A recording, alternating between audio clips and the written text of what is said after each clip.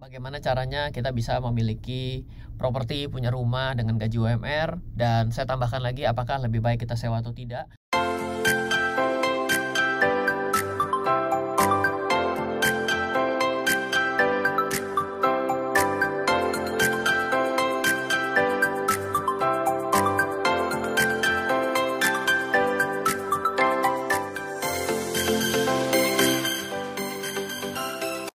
Welcome back di RF Channel YouTube. Bahwa pada video kali ini kita membahas ada satu pertanyaan yang datang dari Instagram, bertanya bagaimana caranya kita bisa memiliki properti, punya rumah dengan gaji UMR, dan saya tambahkan lagi apakah lebih baik kita sewa atau tidak. Meskipun pada video-video sebelumnya kita pernah membahas, namun rasanya ketika kita sudah akhir tahun 2022, biaya berubah, pendapatan bisa berubah, dan yang nonton juga mungkin beda-beda. Maka pada video kali ini adalah cara gaji UMR bisa memiliki rumah. Apakah juga saya tambahkan lebih baik sewa atau tidak? Maka ini adalah video bagian pertama, dan video bagian kedua juga akan saya lanjutkan besok gitu ya. Jadi video ini dan besok gitu. Nah, pertanyaan yang mau dijawab adalah, maaf saya lupa screenshot. Kira-kira begini pertanyaannya adalah, Mas Ren, bagaimana dengan gaji UMR kita bisa membeli rumah? Cara hitungnya dong, dan bagaimana tipsnya ya. Karena selama ini mungkin kita menggunakan angka pecahan yang besar, orang jadi bingung. Maka pada video kali ini kita akan langsung mulai dengan yang UMR. Kita mulai jawab dengan hitungan. Yang pertama saya akan coba breakdown dengan yang namanya gaji UMR yang ada di Jabodetabek. Let's say kita bicara mengenai DKI Jakarta, 4.641 di tahun 2022. Dan teorinya begini, kalau kita mau KPR sebenarnya gampang saja. Yang akan disetujui oleh bank adalah 30 sampai dengan 50% dari yang tertulis di slip gaji. Jadi bila pendapatan kita adalah 5 juta, 30% adalah 1,5 juta, kalau 50% adalah 2,5 juta. Jadi katakanlah range untuk yang bisa dicicil ke bank setiap bulannya adalah 1,5 sampai 2,5 juta. Loh, berapa lama Mas Ren? Itu nggak urusan di awal. Karena hitungannya sudah hanya bicara mengenai yang saat ini dulu, 1,5 sampai 2,5 juta. Nah, dengan catatannya adalah tidak punya kartu kredit, pinjol legal, leasing, motor, mobil, pesawat, tanker ya, yang resmi ke perusahaan berlogo OJK. Kenapa? Karena kalau sudah terdaftar yang berlogo OJK pasti akan dilaporkan kepada BI Checking. Tidak ada lagi nama BI Checking, sekarang namanya adalah IDEPKU. Jadi BI Checking berubah menjadi Slik, Slik berubah menjadi IDEPKU ya. Kalau orang yang di industri keuangannya biasa juga meng-cross-check dari Pevindo gitu. Jadi ketika kita memiliki yang namanya hutang kartu kredit, maka secara otomatis plafon kita akan dipotong dari pendapatan total kita.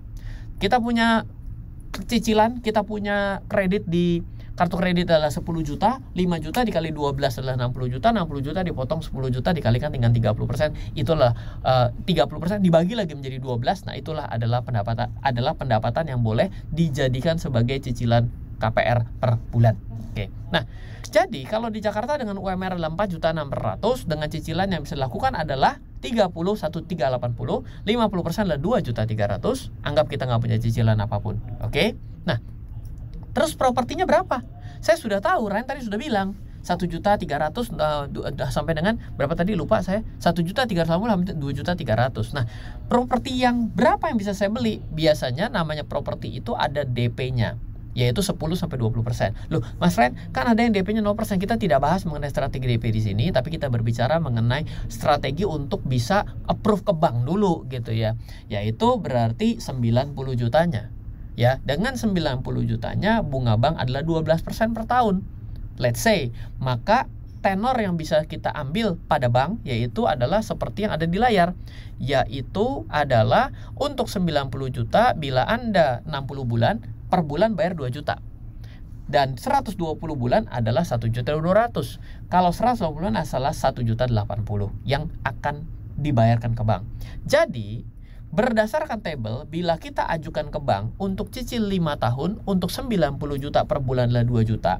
Biasanya bila sudah menikah, kita tidak lagi diberikan yang namanya 50% dari pendapatan.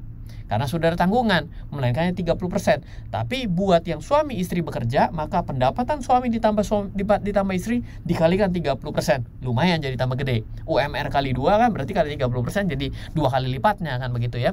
Singkat cerita, bila dengan penghasilan 5 juta tadi mau beli properti 100 juta, dengan kita submit, dengan kita sudah DP 10%, ada peluang besar kamu disetujui pinjamannya bila harga propertinya adalah 100 juta. Loh, kenapa kok bisa begitu, Ryan? Kan 5 juta. 30%. Misalnya ketemu analisnya yang konservatif ya. Ya, kita kan lagi dalam keadaan menuju resesi katanya gitu ya. Dengan 30% maka 1,5 juta. Berarti dengan 1,5 juta untuk properti dengan nilai 100 juta dengan DP 10%, maka untuk cicilan 10 tahun adalah 1.291. Berarti kan kita punya cicilan maksimum 1,5 juta. Kalau kita bikin 5 tahun 2 juta 2.000 nggak disetujui. Tapi kalau yang 10 tahun 1.291. Jadi kemungkinan besar akan disetujui. Pak, kalau saya bikin properti yang 200 juta, saya cicilnya 15 tahun, nggak bisa, Bos. Kenapa? Karena 1,5 juta maksimum cicilannya, di sini 2.160.000 ditolak.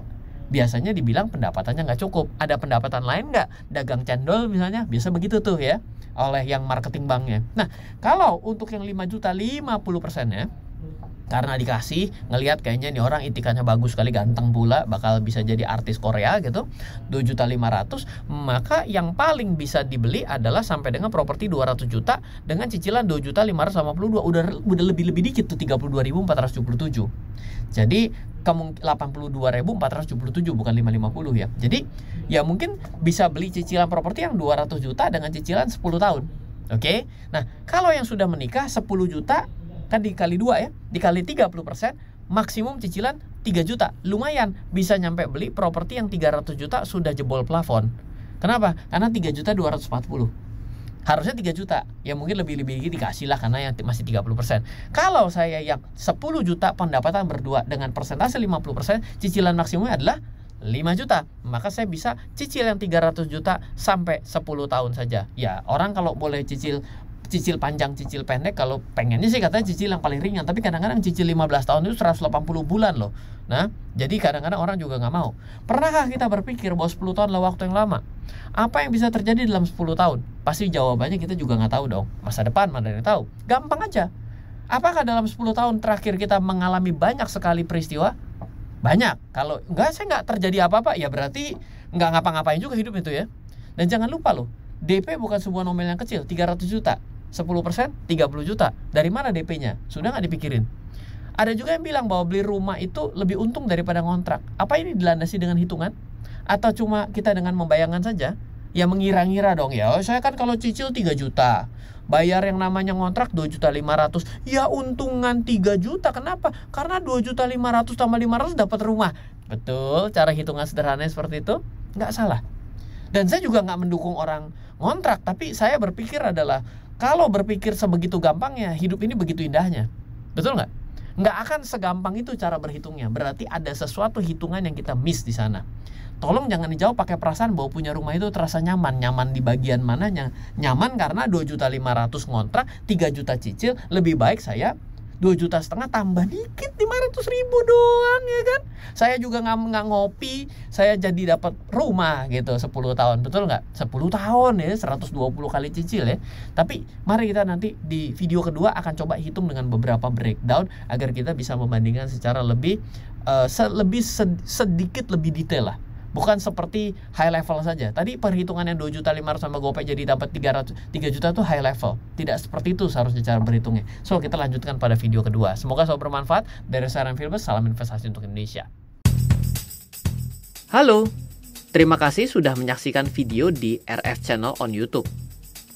RF Channel adalah channel edukasi untuk kita secara bersama-sama belajar dan mendapatkan aktualisasi mengenai investasi, keuangan, dan bisnis bersama saya, Ryan Filbert, dan tim. Add nomor WhatsApp saya di 0895 07 08 0789 0895 07 08 0789.